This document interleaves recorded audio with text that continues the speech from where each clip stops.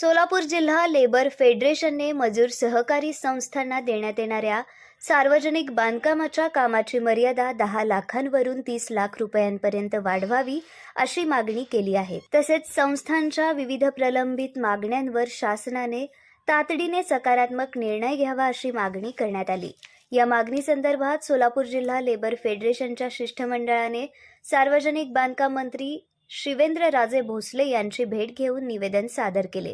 यावेळी आमदार समाधान आवताडे यांच्या नेतृत्वाखाली शिष्टमंडळाने मजूर सहकारी संस्थांच्या अडचणी आणि विविध मागण्या मंत्र्यांसमोर मांडल्या। यावेळी फेडरेशनचे अध्यक्ष शंकर चौगुले आणि माजी संचालक सरफराज काझी उपस्थित होते।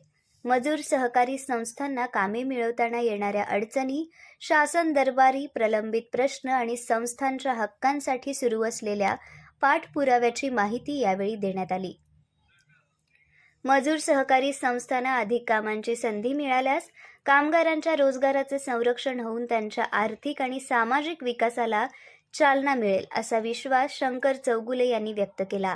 संस्थांच्या न्याय हक्कांसाठी संघर्ष सुरूच राहणार असल्याचेही त्यांनी सांगितले।